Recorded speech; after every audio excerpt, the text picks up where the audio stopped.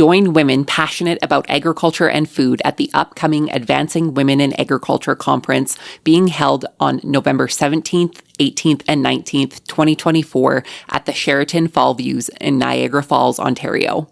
Re-energize and re-engage while listening to leaders in the agriculture and food industries tell their stories. You can network and make connections while learning tips that will help you meet your goals. For more information and to register, head to the link in today's show notes.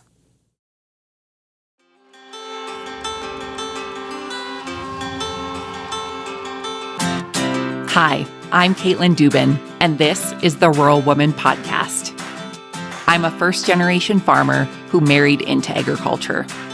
Born and raised in a city, I was so unfamiliar with where my food came from, but I was determined to figure it out. Through my journey into agriculture, I saw women who were strong but humble, often taking a back seat. To me, these women were leaders who deserved a seat at the table. I created the Rural Woman Podcast to share the voices of women in an industry whose stories often went untold. The rural entrepreneurs who live and breathe their work, full of grit and pride. We come here to share our stories, to be in community with each other, to be challenged and inspired, but most importantly, to be celebrated and to be heard. We may not all live, farm, ranch, or homestead the same, but we are all connected. We are rural women, and our stories are worthy of being told.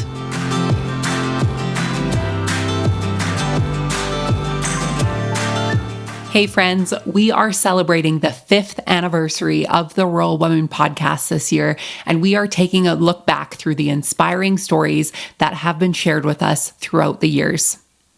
Looking back through these interviews, there are women who have been successful, who have persevered, and who have been resilient. There are women who have shared their stories who may not farm or ranch or homestead or work in the business that they used to. Things may be different for them now, but I know their stories have impact. And I hope that this is a solid reminder for those of you who have shared your stories or who are inspired to share your stories. Our stories are forever changing. And just because we may not farm, ranch, or homestead the same, our lives might not look the same. There has been growth here. Through the good, the bad, and the ugly, I think it's a solid reminder for all of us to look back to see how far we've come.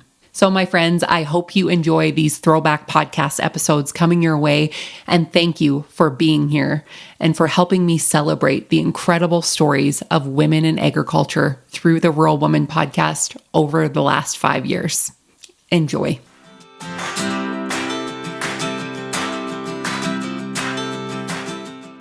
This week, you'll meet Laryssa Kwoczak. Give us your background and how you got your start in agriculture. Sure. I grew up in Philadelphia and became a graphic designer.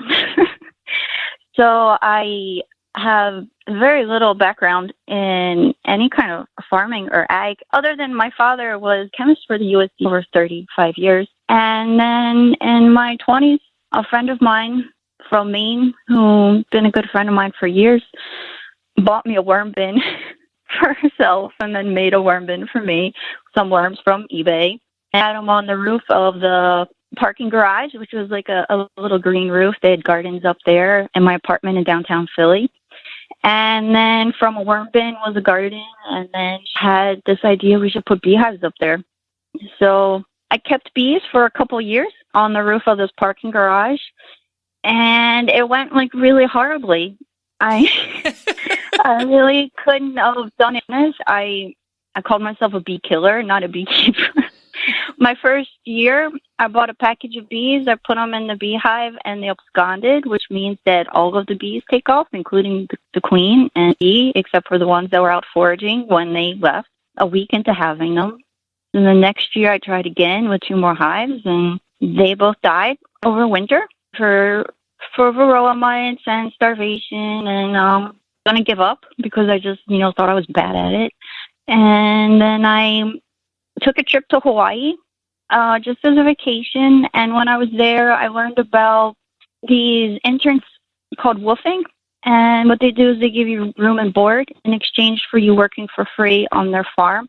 And there was a farm on the Big Island, which happened to be my favorite place when I was visiting Hawaii. And they were a bee farm, and they had other products as well. They specifically had a beekeeping internship for 6 months that was starting in like 6 weeks that they were interviewing for. So I applied for it because I really loved Hawaii and really wanted to learn why I wasn't good at beekeeping. And they me because, having anyone that had any kind of knowledge of beekeeping was better than just having someone come and have to teach them everything from scratch. I spent 6 years working at their farm, and then while there, I took a job working at another beekeeping apiary down the street, and then worked for them for 7 years. I started my own apiary and Bee Happy, which is now what I run on my own and do beekeeping education as well on my own. Going to Hawaii and finding this internship seems like the jackpot of all internships, and being able to work for 6 months for this farm. Tell us what your biggest learning experiences were during this internship there on their farm. This internship, it was such a crazy internship. So here in Hawaii, yeah, I definitely lucked out in that I just, the right time, it was a place I wanted to be. And what a lot of people don't know is that Kona, Hawaii is the home of queen breeding. And since we have such a moderate climate and low wind, which is very queen bees going on their mating flight, the rainy season's not that rainy. It doesn't get that hot or too cold. So some of the world's largest queen breeders are here in the town that I live in, Kona. And these queen breeders are sending out, 10, 20, 30,000 queen bees. So it's not that crazy that there was beekeeping internships in Hawaii, because there's actually quite a bit of a beekeeping industry here. It's just not as much in the honey production.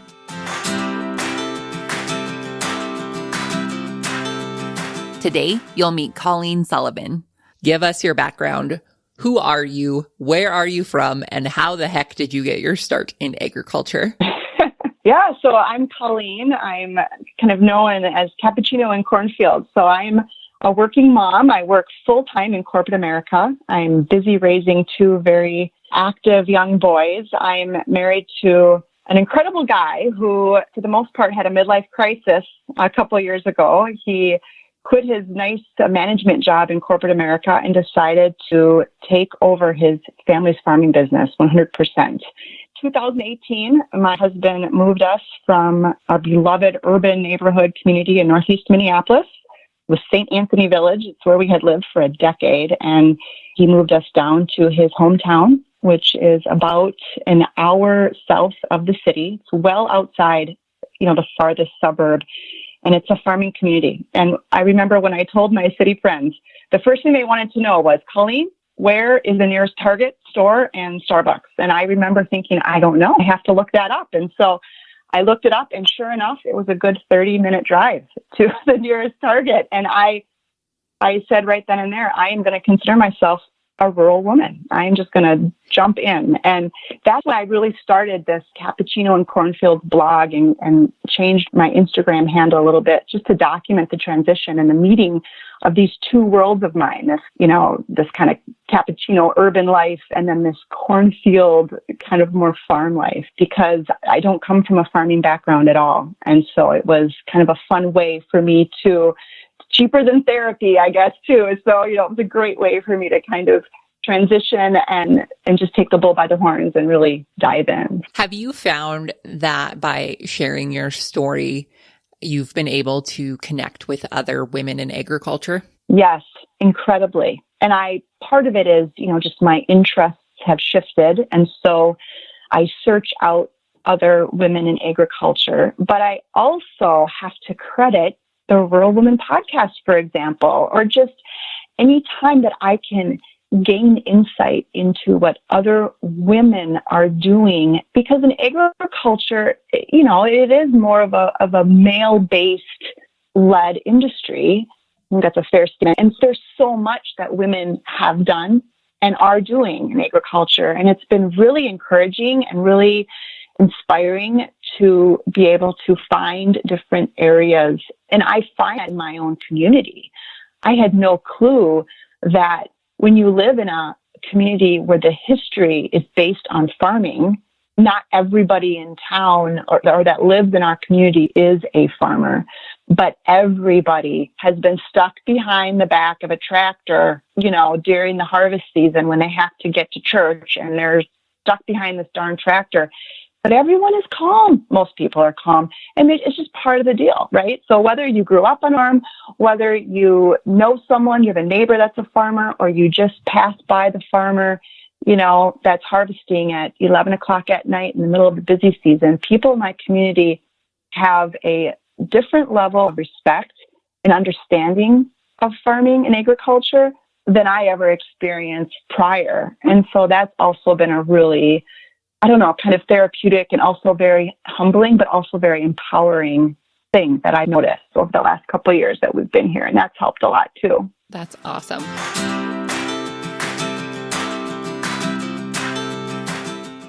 My name is Abigail Sickler, and I have a little bit of a different background, I think, than most people in agriculture to a certain degree. I was raised around the farm, but not on it. Our farm was actually 8 minutes away from where I grew up.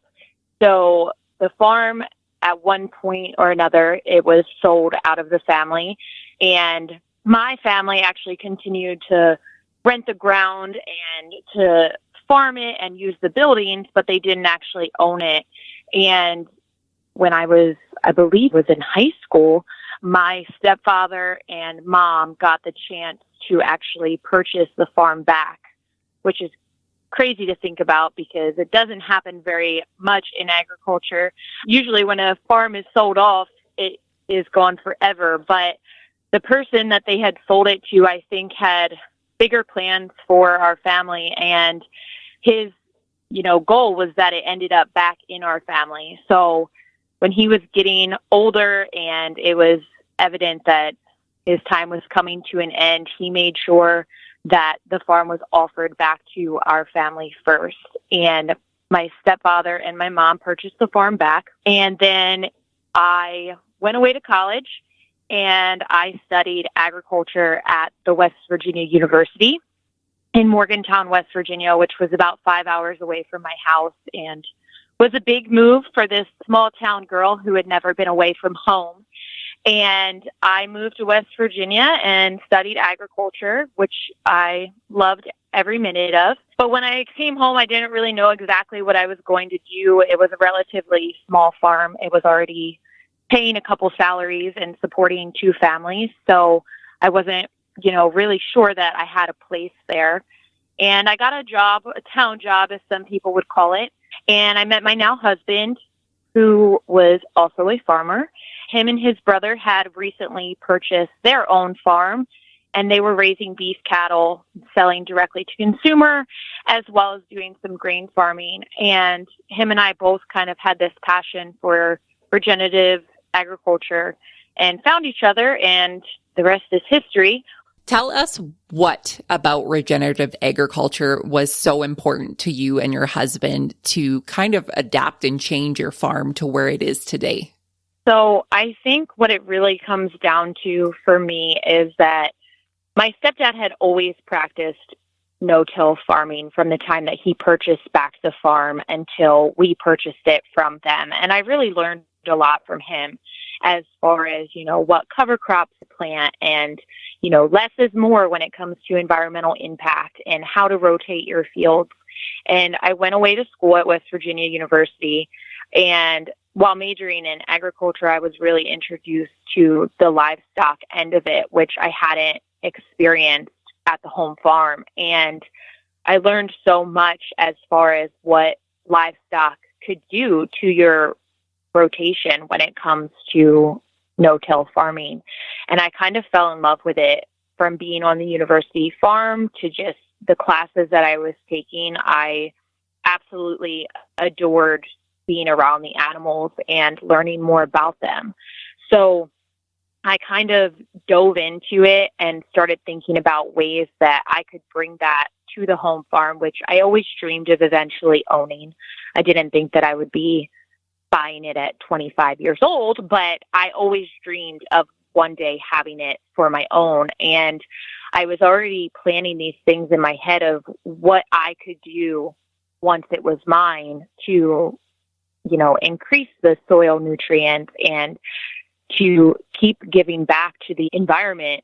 And everyone at school thought I was this, hippie, but really I don't know that I was such a hippie. It was just more so that I wanted to make the most money possible off of this ground. And I think that's what sometimes people neglect to realize, is that your acres, they don't have to be just grain acres. You can do so much more with that in the off months, in the off season, to make money. And through going to ag school, I kind of learned more about, the science-based marketing versus what definitions you're reading on the USDA website. And pasture forage is a direct and very significant way to improve the nutritional profile of the birds, but also the grasses and the clover that are in those fields that they're consuming.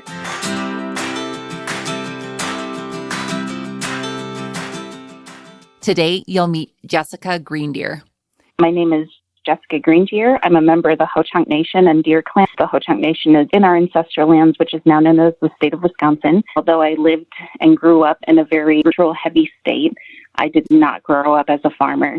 I found my way to agriculture through working at a large financial institution, later joining the U.S. Army, and then doing a veteran farming program. And here I am today. So I had a very backroads way of finding agriculture, but I'm grateful to be on it. That sounds like a very long road to agriculture.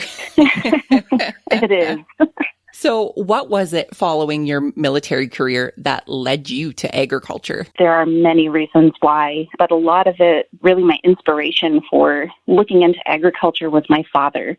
My father he was dying in 2014 of complications from colon cancer. And before he passed, he had started up a community garden within one of our Kwoczak communities. And he also talked about how broken our food system was. And my initial intent for wanting to become a farmer was to be able to take care of essentially my own family and my extended family. And after I went to the Rodale Institute, my views broadened and I wanted to change the food system for my tribe. And of course, that's no easy feat, but it's something that continued to motivate me. So when I did get done with my training program, I came back to my people and worked in those gardens that my dad had initially envisioned. From there, I moved to the agricultural department of my tribe and tried to get more work going towards the food sovereignty going. And that eventually led me to Dream of Wild Health. So can you tell us what you're growing on your farm? Almost what we're not growing. We have a little bit of everything. So not only our, usual garden variety of vegetables to support not only our youth program, but our farmers markets and our version of the CSA, which is called the Indigenous Food Share. But then we also steward Indigenous seeds. And Indigenous seeds are any seed within what is now called the Americas. So, yeah, we have a lot. We've been able to grow a lot of food on 10 acres. Just last March 2020, we closed on another 20 acres of land just down the street. So that land, I'm focusing it more into agroforestry. So that way we do have some tillable acreage, but we're also helping improve the wildlife installations by providing those different windbreaks, as well as another food source, with our fruit, nuts, and berries that we'll be growing. That is very neat. And the agroforestry thing, I just think is brilliant and just such a great way to diversify the land and continue to build healthy soils and all of the things. So congratulations on your new land. I just think that's going to be so great for you guys. Oh, it is. Thank you so much.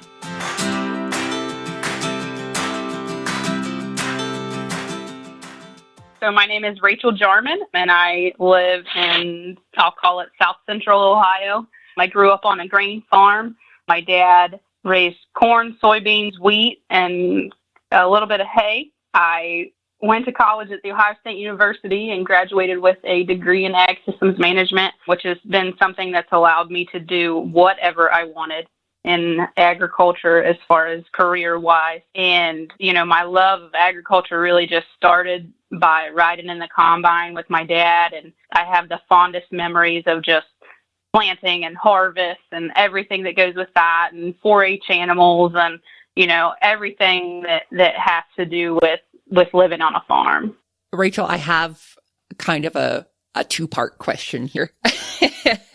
Okay. What do you want to tell farmers who may be struggling, but maybe too afraid to ask or too proud to ask for help? Because I know we chatted about this before we hit record, the stigma when it comes to mental health in agriculture can be a lot for some farmers. And I think, farmers who may have a physical disability may be struggling with the mental aspect of having that disability. So if there's somebody listening that is struggling, what do you want to tell them? I guess I want them to know that we want to help, and we want to show you all the cool things that we can connect you with to help you, and that your life would be so much better, or maybe we can make your life so much easier on the farm if you would just reach out.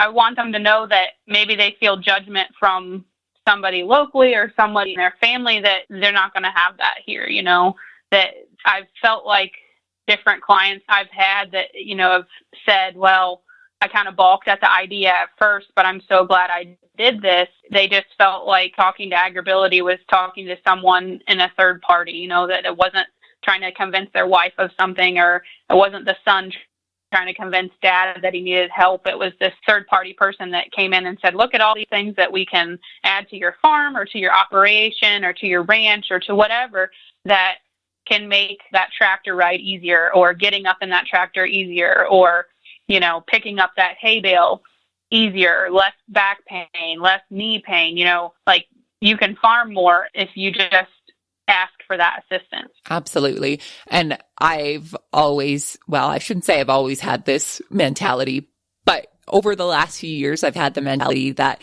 it is hard to ask for help, but I would argue that it's harder to suffer in silence. And I think that really correlates, whether that's mentally or physically in agriculture. I 100% agree.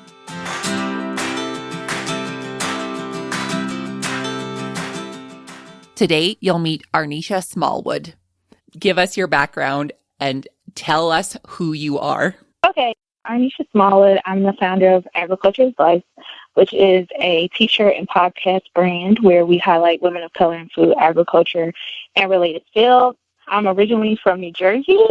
I lived very close to Atlantic City growing up near the Cascades, but moved down south in 2008 to a very rural area.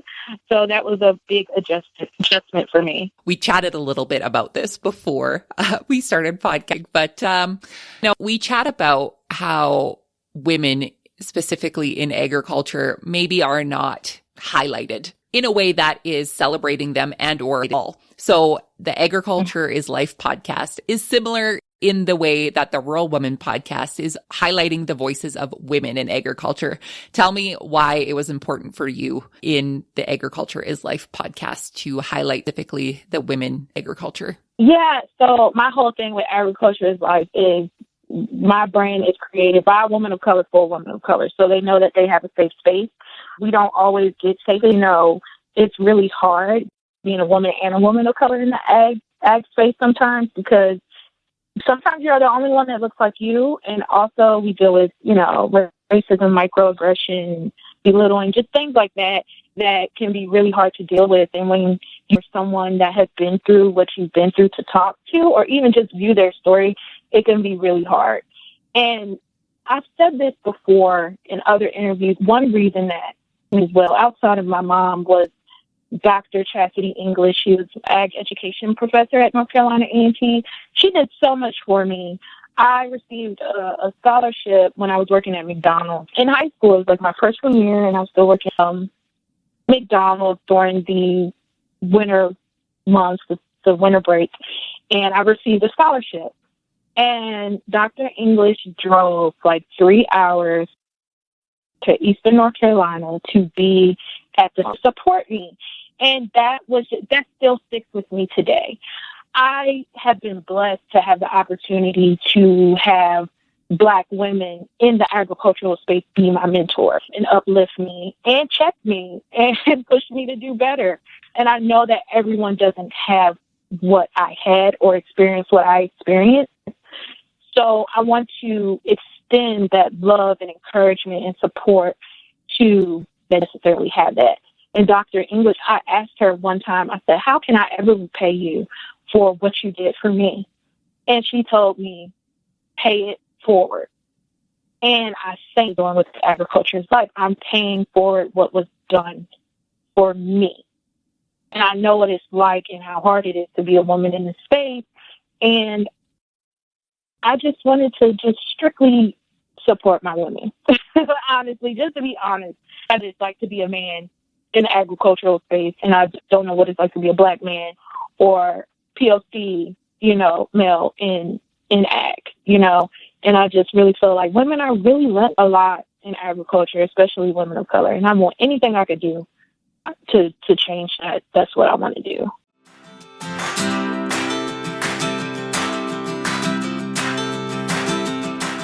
Calling all women passionate about agriculture and food.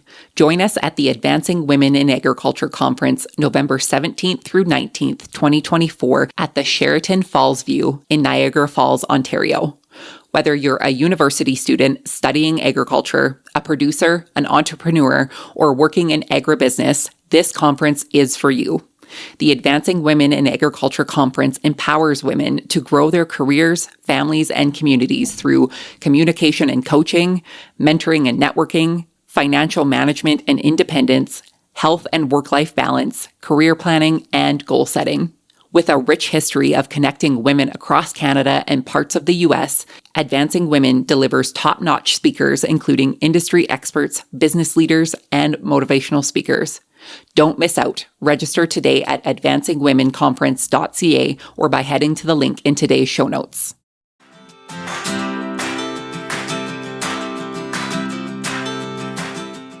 I'm Stacy Bronec, and I live in central Montana. I always say I live in the middle of nowhere because we're not close to anything. So you and I are pretty close neighbors from Canada to Montana. I went to college at the University of Wyoming, and after that I worked for a few years, and I decided I wanted to go to grad school. So I moved to Billings, Montana to go to grad school to get a master's in education and school counseling. And after I finished grad school, I met my husband. We were tailgating at a football game.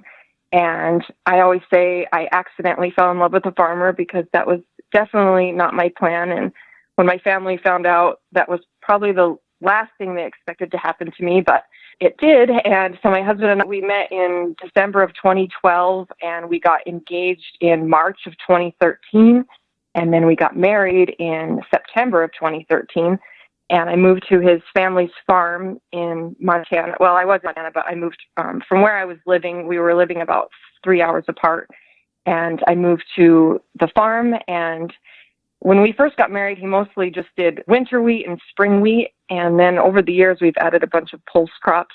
We also have a commercial cow-calf operation. And we are calving right now. And we have about 800 head of cows that we're calving. And we do that all in the barn. So all the cows go through the barn and give birth in the barn and then go out to pasture. So that's what we're doing right now, which is keeping everybody pretty busy. So that's how I ended up in agriculture. So I don't know how you do it, Stacy, but you do find time to write on your blog over at stacybronec.com. Tell us more about that and why you decided to start sharing your story in that way. I have always loved writing since I was a kid, but it was kind of something that after college, I didn't really do anymore. And I guess it wasn't what I thought wasn't a career I was going to make as a writer. And so it wasn't really something I did. But then a few years ago, when I had, I think, just 2 kids, I one day I just felt like I really wanted to write, and it was something with my son and that had happened. And so I sat down at my desk and just started writing, and it was the first one I had written in I don't even know how long. And it felt really good to put my thoughts and feelings down. And so ever since then, that was probably 5 years ago. So I've taken writing workshops over the years, and I've joined in a writing group, and it's definitely, I guess it's a hobby, but it's kind of my passion is writing. And I feel like farm life is just, full of stories and my kids. And so I try and, I write some farm stories, and I write about motherhood and marriage. And I always tease that I hide in my laundry room to write because that's where my desk is. So I try and steal some time there when I can to write a little bit.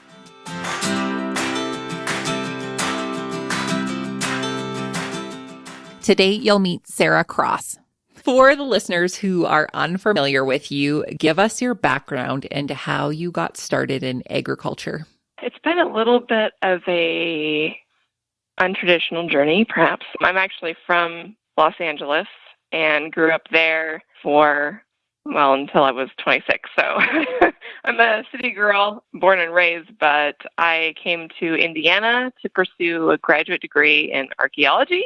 And from there, just kind of took a turn. Husband and I, who I met in grad school, we bought a house on a double lot and started to want to take more control over what it is we ate. And so we put together a pretty large garden. So basically the other lot that our house wasn't on was our garden. And if our city had allowed us to have chickens, we probably wouldn't have moved.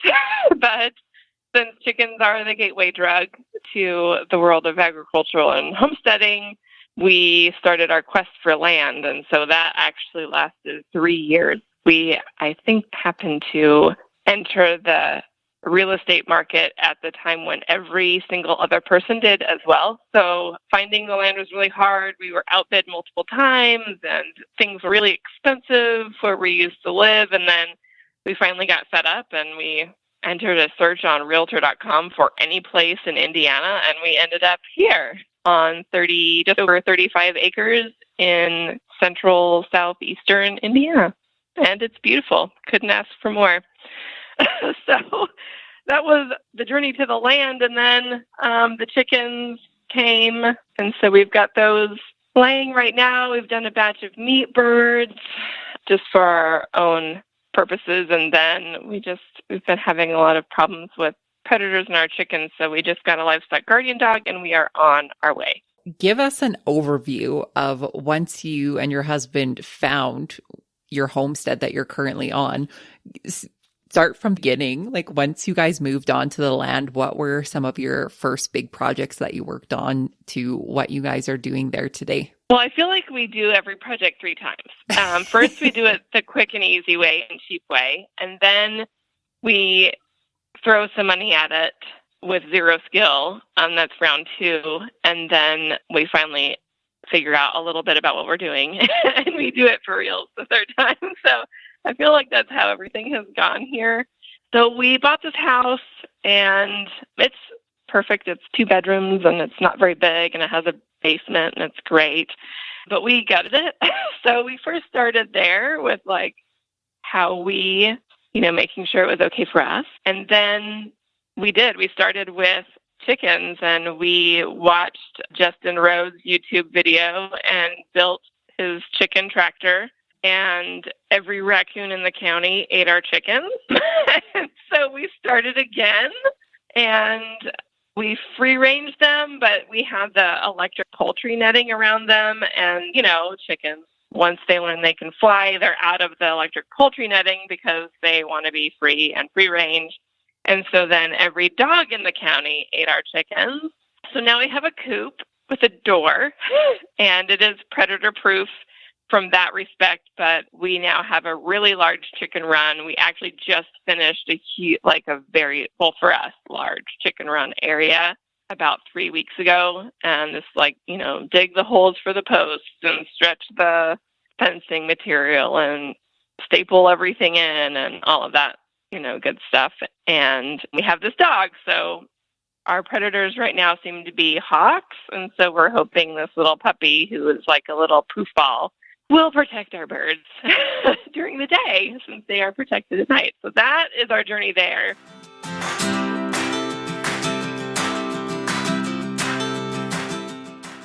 This week, you'll meet Dr. Natasha Kutryk.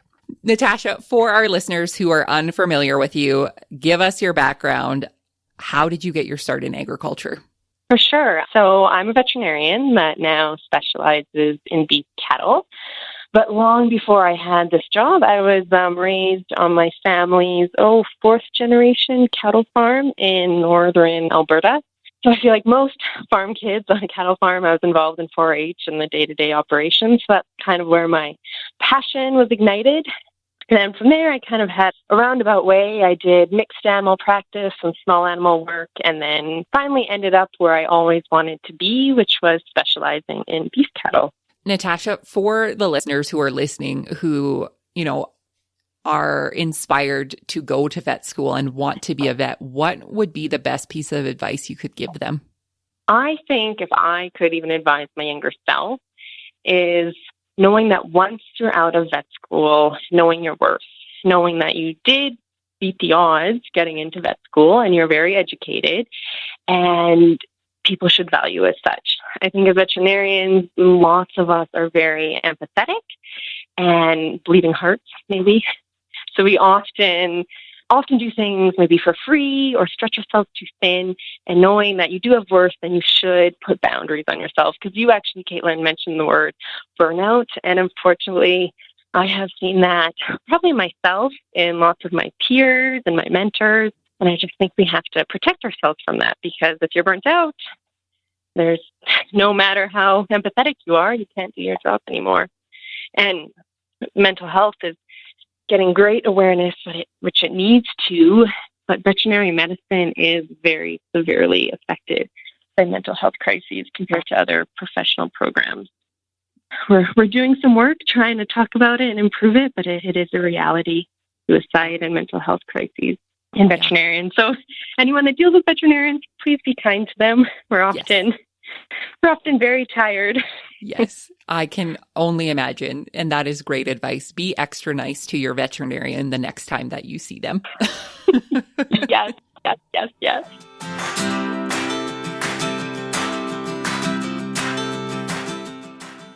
So my name's Jillian Byers. I live in Blue Ridge, which is about 1.5 hours northwest of Edmonton. My hubby and I, we bought our farm in 2011. And I had just graduated from school, and we were together for about a year, and we jumped into agriculture.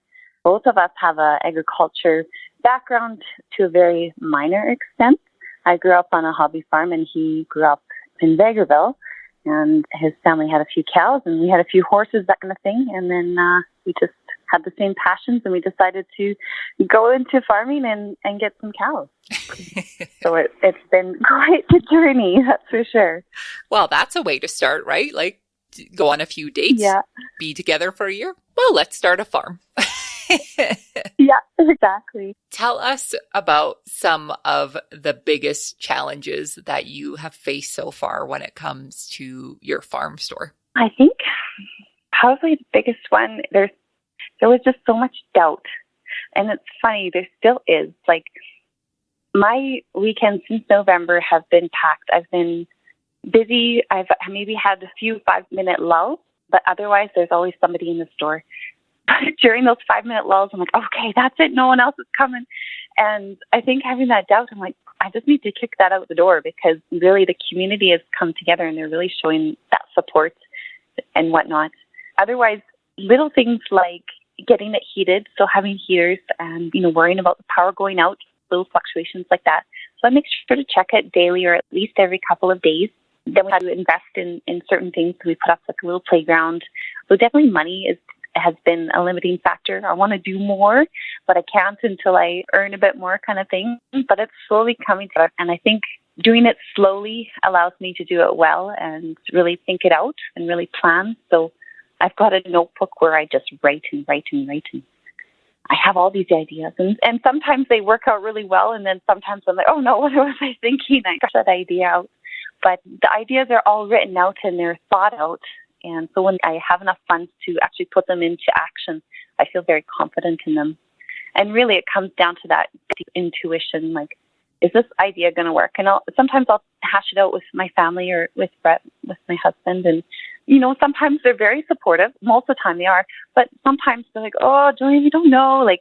And I'll do it anyways. And sometimes it works out and sometimes it doesn't. And I think you just have to try. And if you have that gutsy urge to do something, I think you have to do it, right?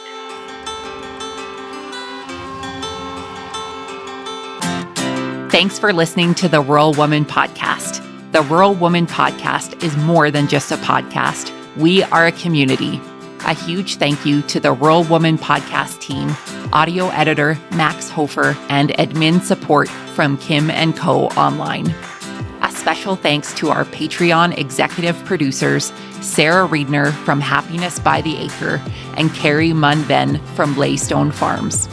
To learn how you can become a Patreon executive producer or other ways to financially support the show, head on over to wildrosefarmer.com to learn more. Be sure to hit the follow or subscribe button wherever you listen to the podcast to get the latest episodes directly on your playlist. And if you are loving the show, please be sure to leave a rating and review on Apple Podcasts or any other platform that accepts ratings and reviews. You can connect with us on social media at The Rural Woman Podcast and with me at Wild Rose Farmer. One of the best ways you can support the show is by sharing it. Send this episode to a friend or share on your social media. Let's strengthen and amplify the voices of women in agriculture together. Until next time, my friend, keep sharing your story.